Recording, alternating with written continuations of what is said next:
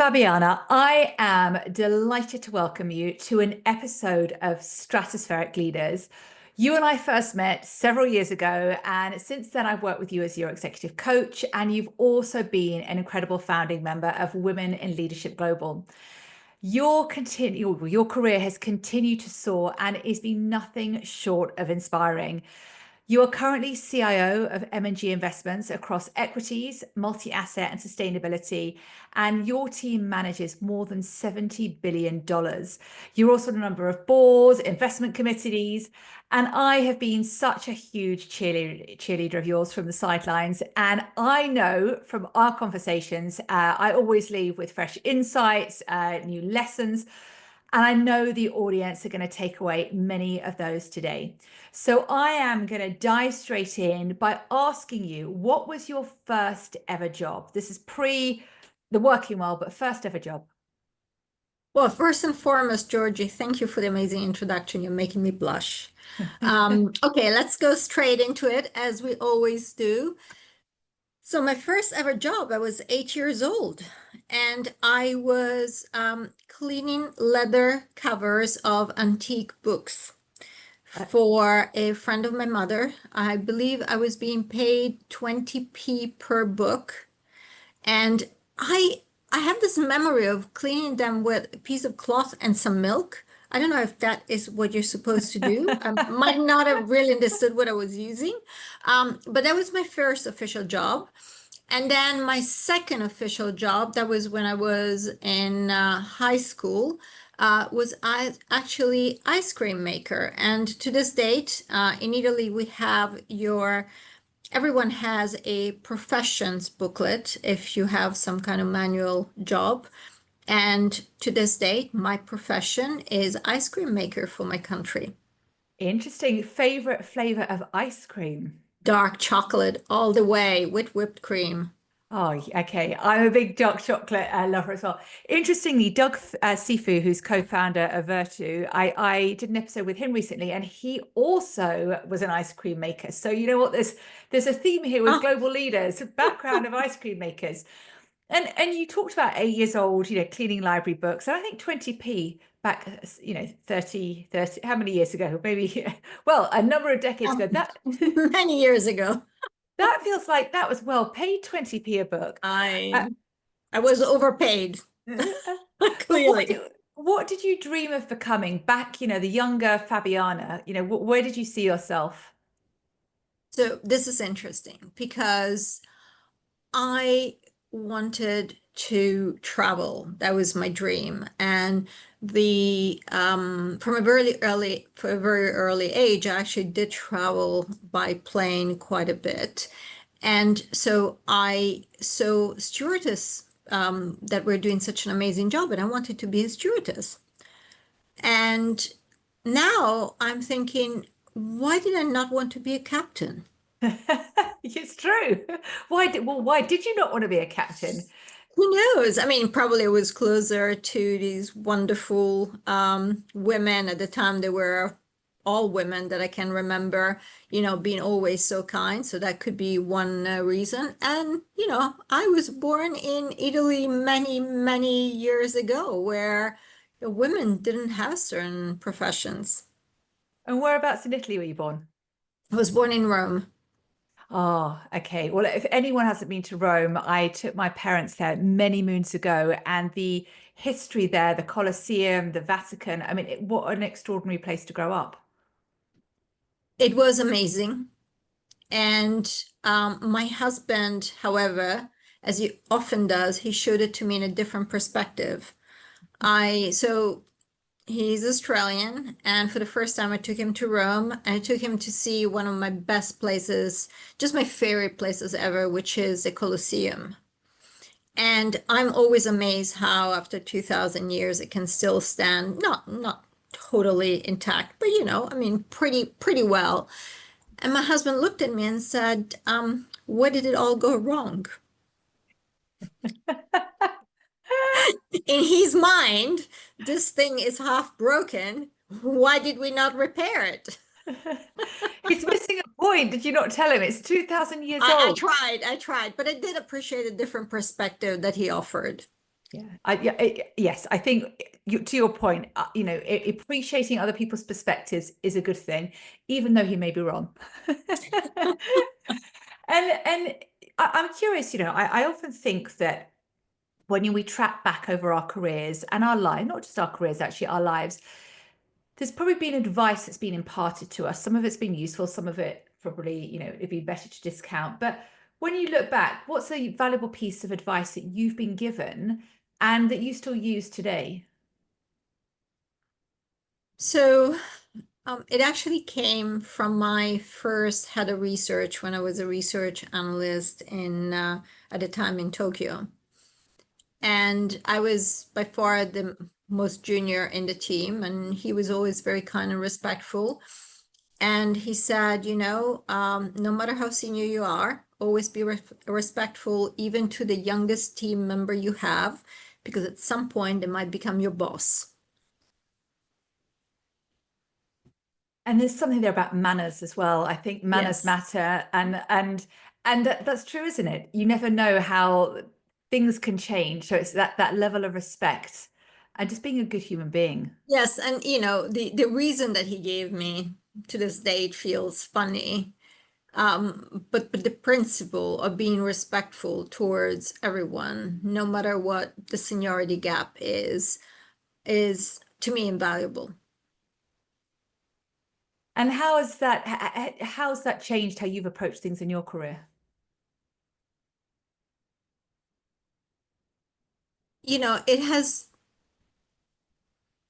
just given me this extra piece of self-awareness that you owe respect to everyone, and that sometimes you're having really bad days, and you still have to remember that no one is responsible for those bad days. Well, someone might be responsible, but that doesn't justify you being disrespectful. So I am a firm person, so I will say what I think, but I always hope and aim at saying it with respect. I love that. And I love what you said that nobody is responsible for your bad days.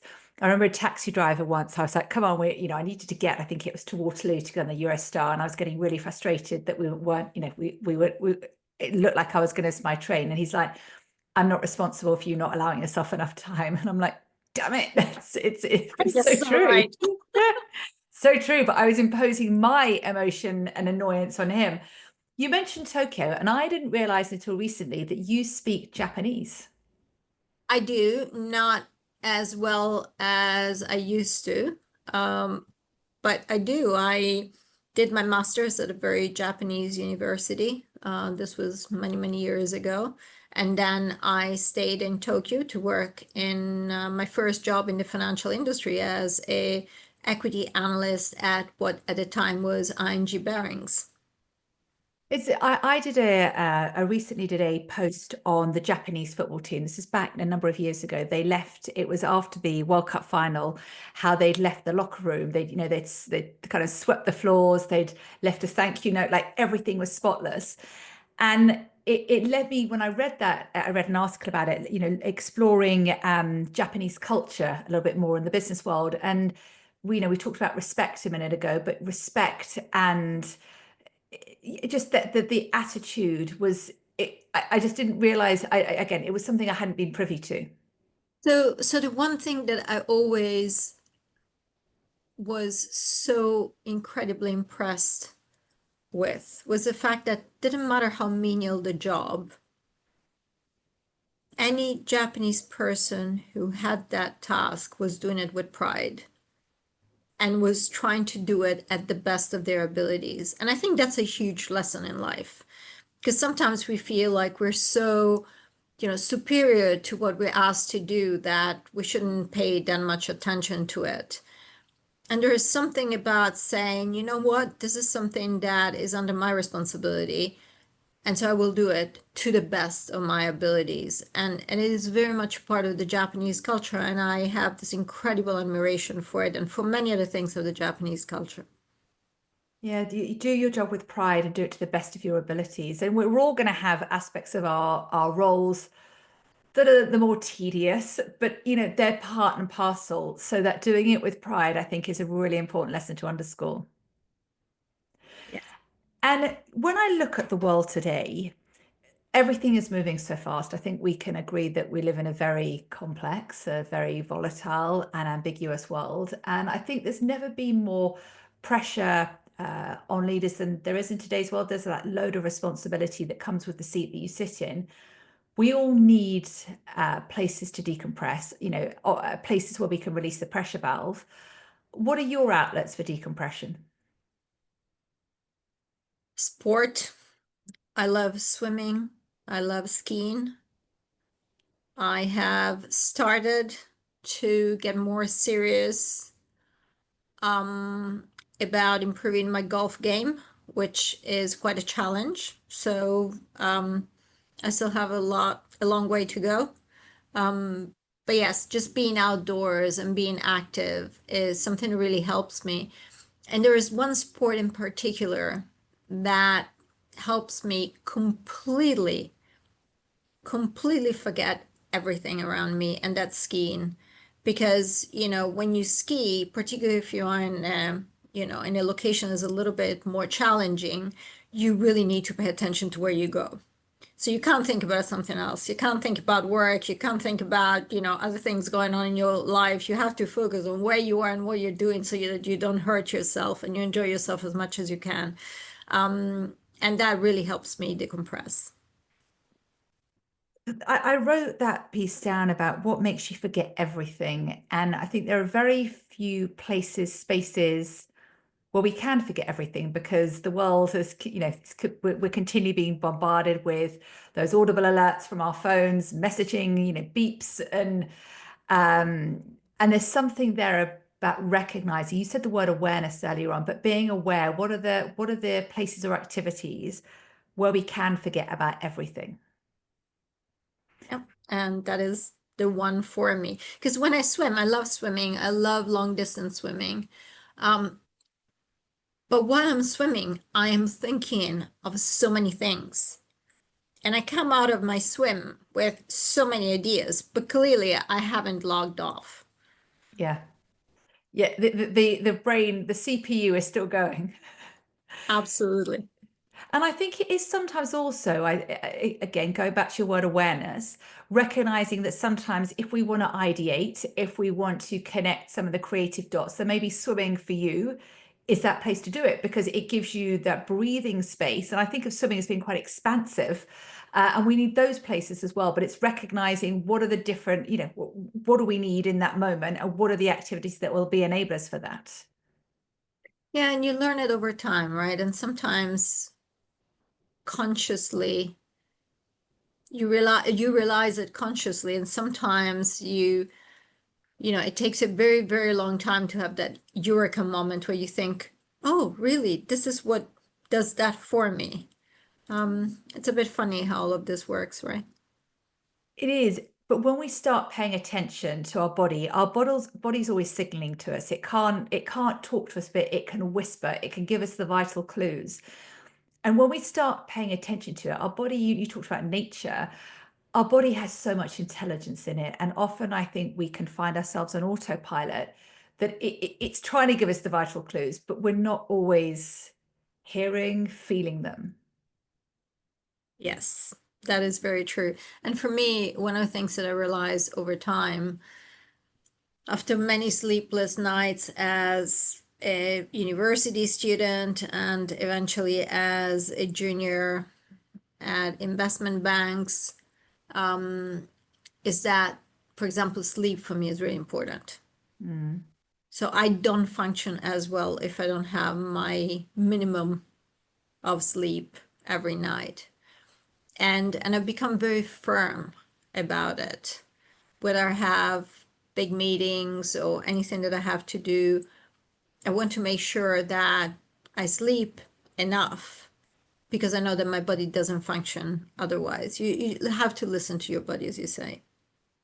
And sleep is part of our professional armory. And there was some research, and I can't remember the exact numbers, but it talks about I don't know if it's 3 or 4 hours sleep, but a small amount of sleep, how it can impair us the same way as if we've drunk quite a few units of alcohol, and yet you wouldn't go into a meeting drunk, because you'd probably be exited straight away from that meeting room.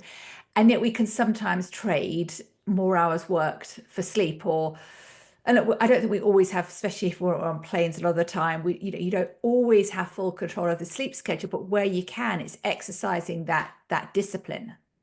You owe it to your counterparties, you owe it to your clients, you owe it to your colleagues to be, as much on top of your game as is possible.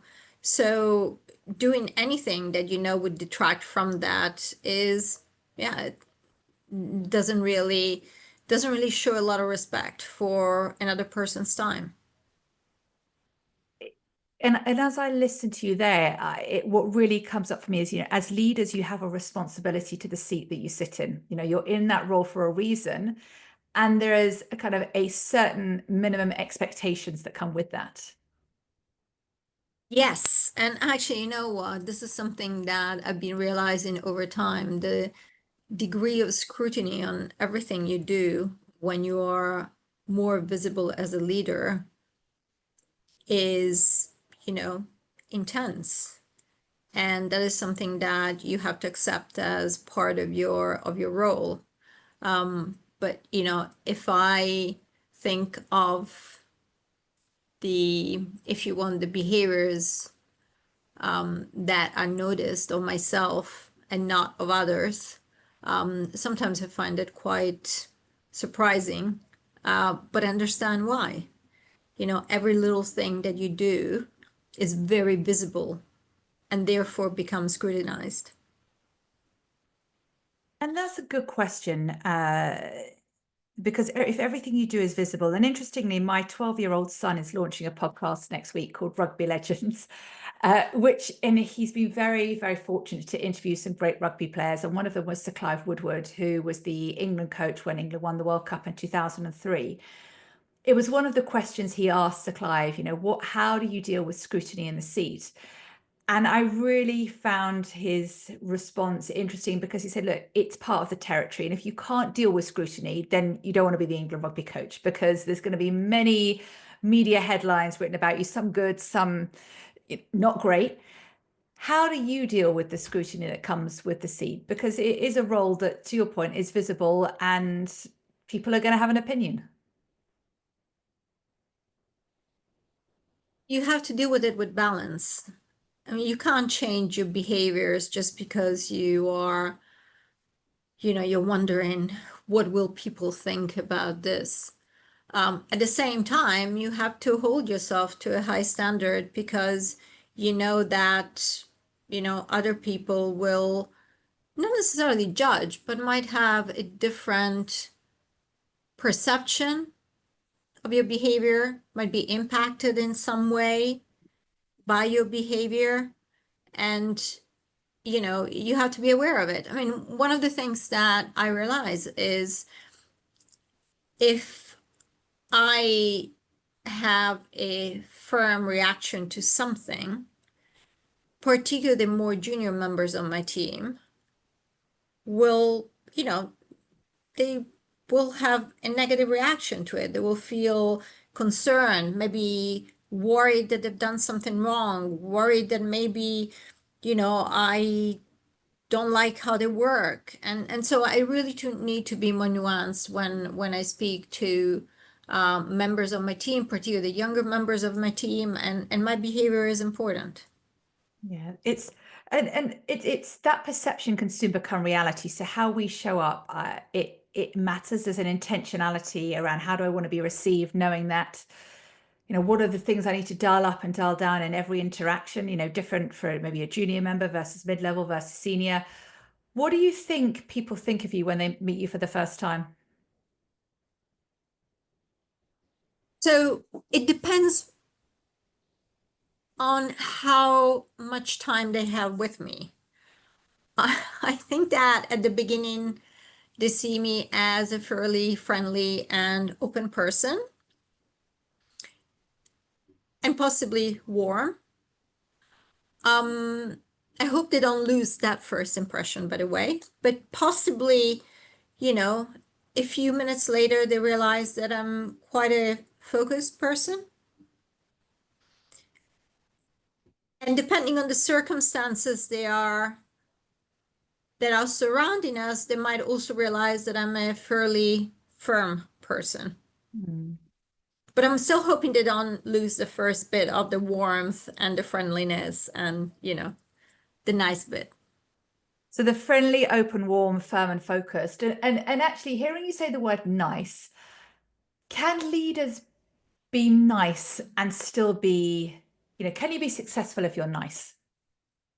Depends on what you or how you define the word nice.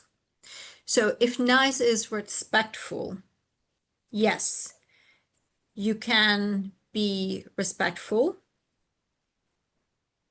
And yet, as a leader, you have to be firm and you have to be able to make tough decisions. Mm. So nice can't be necessarily soft, if you want, when that softness is out of place in decision making. And those tough decisions, they're part of the territory with the leadership role. How do you go about making tough decisions? And I suppose what do you, when we say the word tough decisions, what would what's a tough decision for you? Well, one of the toughest decisions is to let, any of your team members go. I mean, to me, that is a very tough decision.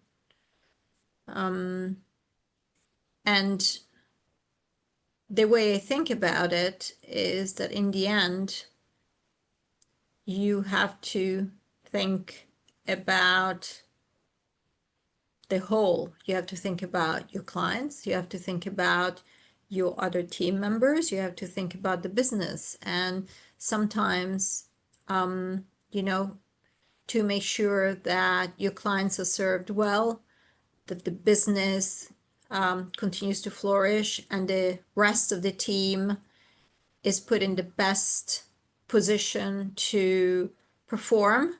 Sometimes, unfortunately, you have to take those decisions.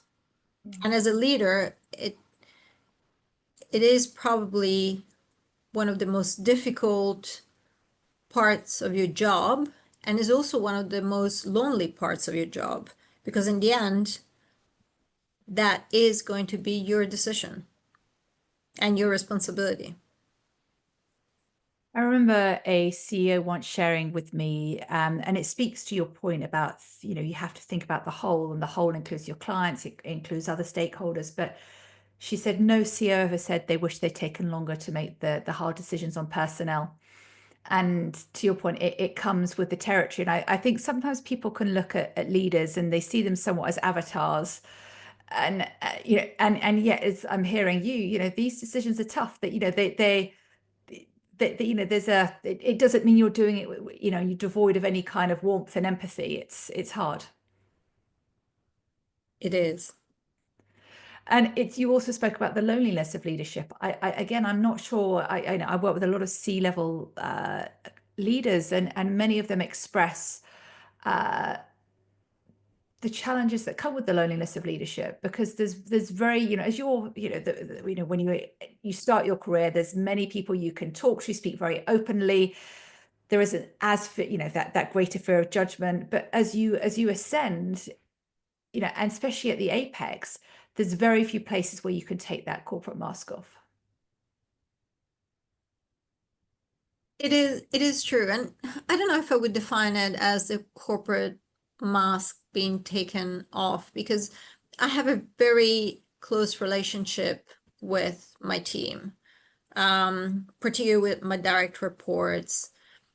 And, I think I believe we are very open toward each other, and you can be the person you are. But sometimes when the decisions have to be really, um, or when decisions are really difficult, that is when you have to take that responsibility because you don't want to give that responsibility or like, you know, kind of give it to someone else and put them in that position. You have to take it upon yourself, no Yeah. matter how close you are with the rest of your team and how open you are with them. And out of interest, do you have a trusted tribe, in those moments? I mean, because many leaders I speak to speak about the fact, they've got people in that kind of trusted circle that they can lean into or lean on when, in those times. I do, and I often get asked who is your mentor, who was your mentor. I feel fortunate to say that I have many mentors and I've had many mentors, and actually they're also different from each other. And that makes them even more powerful as my guides, you know, as being there for me when I have to, compare some opinions or sometimes even just vent.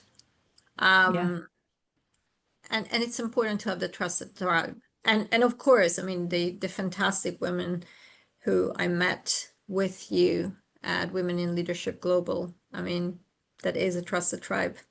it is. It is. And to your point about venting, I think sometimes it's my husband sometimes in my trusted tribe is the person I can vent to, but I'm like, don't we need to say anything. I just need to purge. And then actually they do say there was I can't, I must have been my coaching qualifications. It was something along the lines, if you went and stood next to a lamppost and just purged and vented, you would still take so much value because sometimes you just need to feel that there's something, even if it doesn't have a heartbeat, something is listening.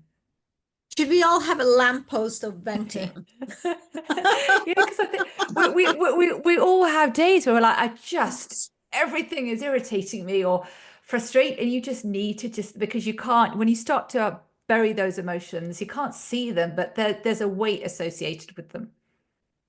It is true. It is true. And I have to say, I don't vent a lot. I don't know why. Maybe because I'm very open. And so if I am unhappy with something, I might just say it there and then. So I don't keep things in. I've learned to be very diplomatic or more diplomatic than I used to be about what I say and how I say it. But I'm still, pretty straightforward. And so my husband, at times I go back home and I don't talk about work. I don't talk about, what has happened during the day. And he actually doesn't like that. He tells Okay. me that I'm too, I'm keeping everything to myself. Why aren't you sharing? And yeah, I don't know. It's, we're all different. He shares a lot with me about his work and what happens and how he feels, and I share less. Yeah, it's interesting, isn't it? I think I used to share a lot with my husband, and then I realized he probably wasn't listening so much. That So, too. so now I kind of lean into the Women in Leadership Global, the trusted tribe, or other mentors that I've had, or have, in fact.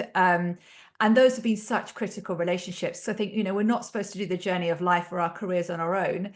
And it's really interesting with some of my mentors is I would give myself the advice others give me if it wasn't me, but we're not always objective. So sometimes we just need that other person. And the other interesting thing is that mentors don't always have to be more experienced or older than you. Yeah. I mean, there are younger members of my team who have taught me just as much as older and more senior friends and colleagues that I've had over time because they see things in a different way. And actually, one of the things that I experience with younger team members is that they're more open to tell you what they think, Mm. like the new generations. And, you look at them and you think like, you're right. Yeah. I didn't think about this, but you're right. I have to give it to you. And I make I sure that they know. it's I think of sometimes perspectives. You've mentioned that word, and I not that I've got my beach ball with me, but a wonderful business person, Chris Brindley, taught me this, that the beach ball, that, if we think of the beach ball we have when we're children, all the different orange segments, the green, the yellow, the orange, the blue. And when we're really close to a situation, I might see the ball is blue and green, and you're looking at it and you're saying it's red and orange. And we're equally right and we're equally wrong, which is the importance of that being curious, I think, being curious and actively seeking out perspectives, and actually then being thankful when people give you their perspective, and not where you see it go horribly wrong is where you ask for someone's opinion, you don't like it, and then you're not always gracious with what you hear. I once had this course at work many, many years ago, and the coach told us to say, thank you for your feedback. So even if someone was giving you the most the toughest feedback ever, or they were just seriously telling you off about something, you had to pause and just say thank you for your feedback. And just that little minute when your feelings and all your kind of emotions were just given a moment of calm, just that minute was going to help you to think about what was told to you. I actually think that was a great Yeah. advice. Because feedback is a gift. Feedback is an eternal judgment. We can process it, and if we don't agree with it, that's our opinion. And one leader shared with me recently, and it is never something I really thought about, but he said when he gets feedback, he'll always ask one detractor, someone who he doesn't, he kind of butts heads with a little bit. Because he said, I can learn as much from the detractor. I don't always agree with it, but at least I understand the perception of that's maybe being experienced by others, versus the people who are the big, advocates and champions. I completely agree with that.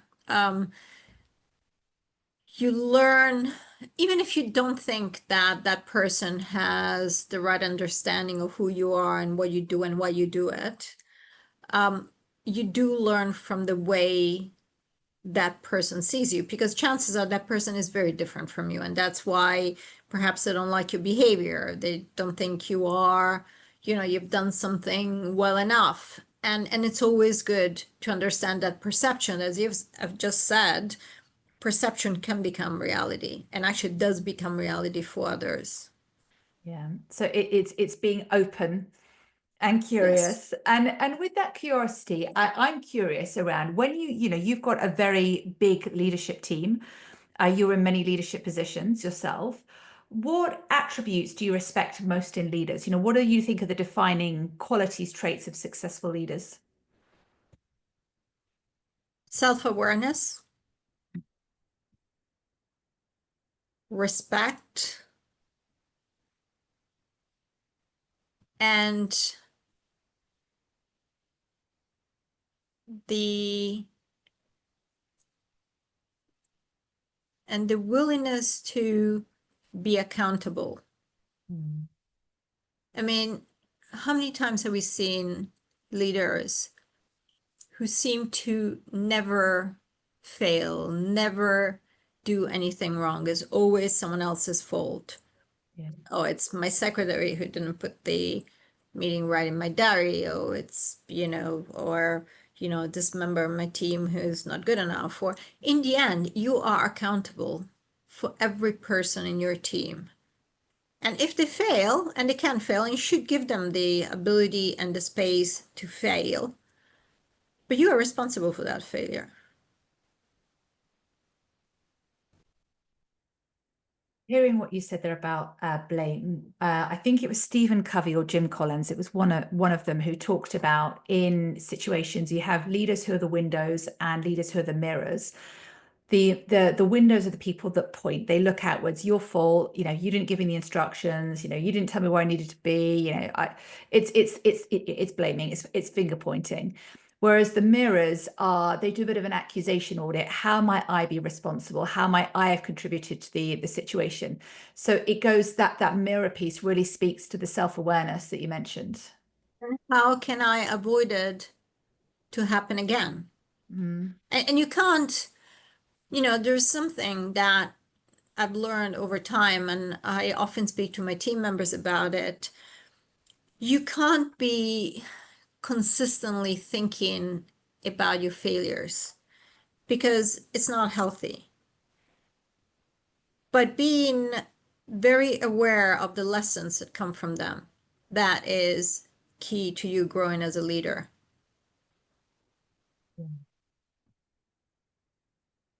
It's so critical, the lessons that are learned. And if you look at any successful entrepreneur, many failures that have defined, they've been very defining moments for them.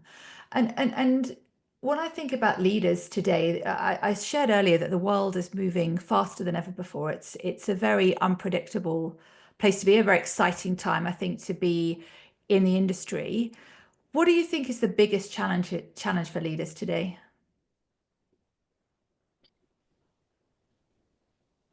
Adapting to an environment that, as you say, is changing at a very fast pace. I often think about this.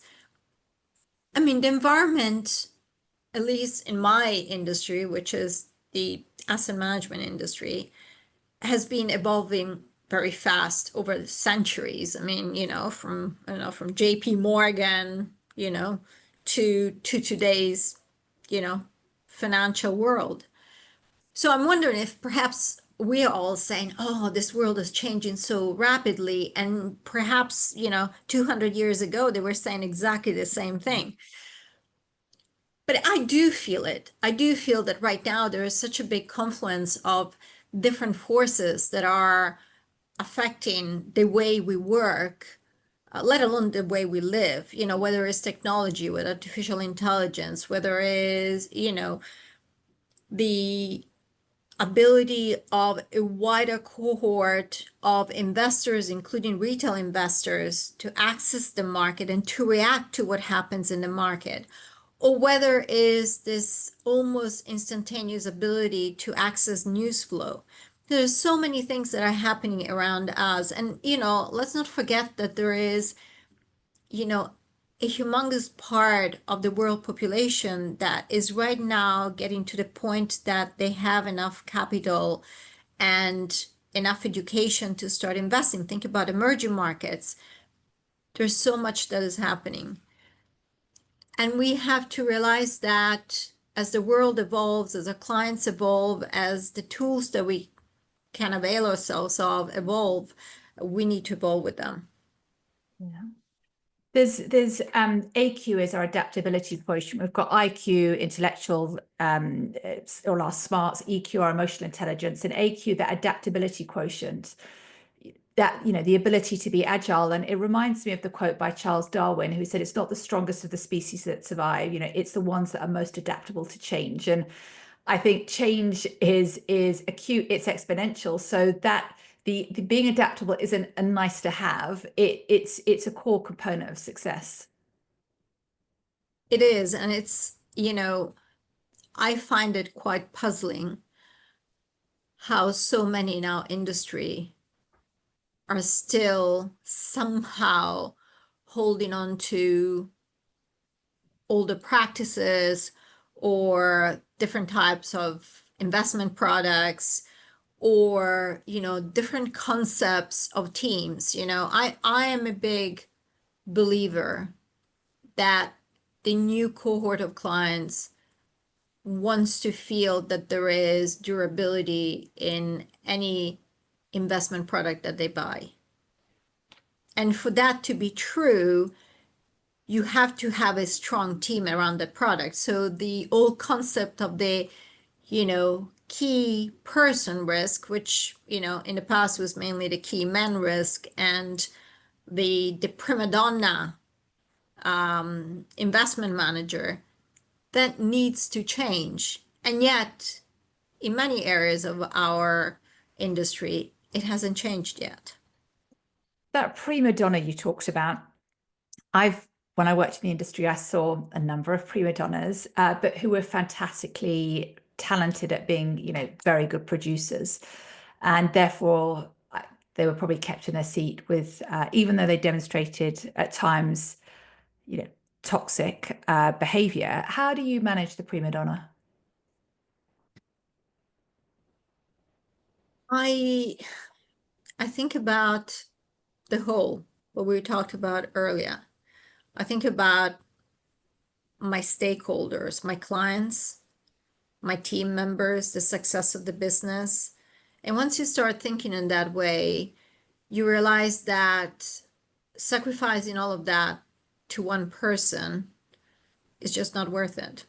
Mm. And that makes it easier to, to explain your point and be firm and make these individuals understand that, they're not the best thing since sliced bread. Because, as I have said in the past, you might be the best thing since sliced bread, but a client needs to buy the whole kitchen.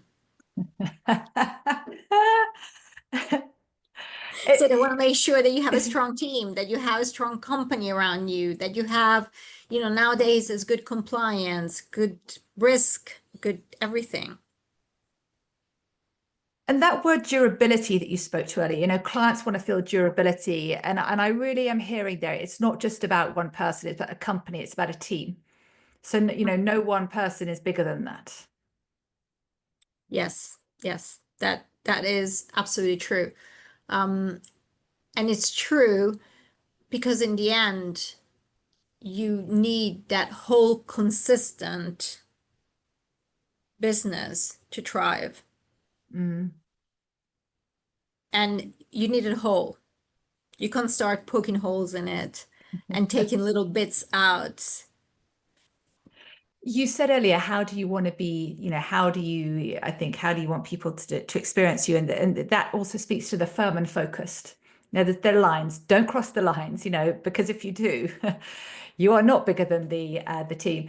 And in the interest of some time we've got left, I wanted to do a quick fire round, if that was okay, Fabiana. So with it's short questions, short answers. So they're a blend of personal and professional.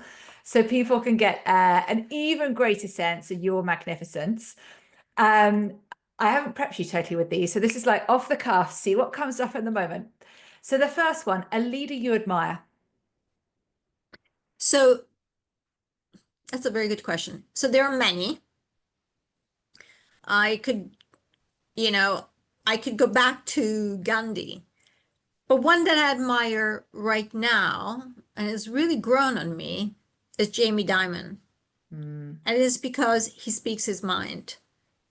And, he might be controversial, he might have his own opinion, but he speaks his mind. I yeah. find that very refreshing.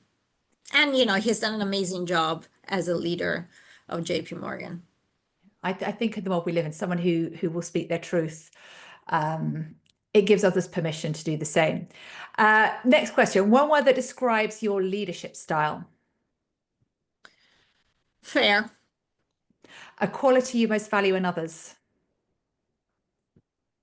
self-awareness. Mm. Your go-to drink in a coffee shop. Oat milk latte with strong coffee. Is this your Italian roots? I always think the Italians drink wonderful coffee. Oh yes, it has to be really strong. Not too much, not too watery, like ristretto, but very strong. Okay, so that leads me to think favorite place to go and drink the drink you've just shared, was it the oat milk with the coffee?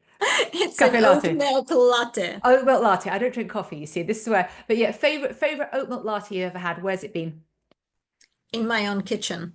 I Okay. am a terrible cook, like terrible, because I get distracted while I cook and everything goes like, pear-shaped and it burns and it's really not pretty. But the one thing that I can make is a really good coffee. I'm very proud of that. Okay. Well, you can convert me into oat milk lattes. Are you an early bird or a night owl? Super early bird, super early. And actually, I turn into a complete useless person around 9:30 in the evening. I can stretch myself to 10 o'clock, but after that, I mean, I'm gone. What time does your alarm go off in the morning? 5-ish. Yeah. We're similar. Introvert or extrovert or somewhere in between? Extrovert. Okay. If I want to contact you, email or phone call? What or Email. both? Email. And Uh, be brief. Be brief. I think that's for everyone. When you see open emails which have got paragraphs, you're like, I'm just going to come to that later. And then you've got 100 other emails. One thing you can't work without. Data. I'm a data junkie. I need to see numbers. Best book you've read this year, assuming you read. Your book. Oh, thank Yes. you. Now, we didn't even prime that. Stratospheric Leaders, everyone. Yes. Uh, um, Seriously, I really enjoyed it. It was so, it was different. It was refreshing. I also know many of the leaders you interviewed, so I can recognize the personality, and it's interesting to, yeah, have like a deeper look into what they do, how they do it, and what they think. Again, it's having different perspectives, right? We need different perspectives. It's good to think differently and to see how anyone who is different from us thinks. I agree, because there was always something to learn. Um, what do you think your parents, I don't know if your parents are alive, what do you think they're most proud of? Okay, I need to I need to qualify this. So my parents actually had me at a very late stage of their lives. So they are both deceased, but they were teenagers during the Second World War. Okay. And being both Italian, they had to choose their part, and they were not aligned to the fascism, and they had part of their friends and family who were partisans, which meant that they had a very strong affinity with the Communist Party. So my dad died when I was very young. My mother grew me up, and she was a big believer in communism. So if she would see me now, she would probably be proud of me, but she would be wondering what had gone wrong, why her daughter was such a capitalist, whereas she had tried to educate her to different values. Okay, so that leads, I think, to the last question, which is what do you want your legacy to be? And I initially I said as a leader, but actually, what do you want your legacy to be as a human being? You know, I hope I can be remembered by those around me as someone who has had an impact on their lives, their careers in many different ways. Um, and I hope I, you know, can be seen as a fair person, a warm person, and someone who has been supporting them if they were close to me. Um, and, I'd like trust to be the first word that they think of when they think of me. I love that. Well, look, impact is certainly something you've had on me. I said you've left an imprint. I can classify you as a friend, and I have taken copious notes listening to you today. So I know people are going to take so much value from this episode. Thank you for so graciously sharing your wisdom and your time with us. Thank you, Georgia.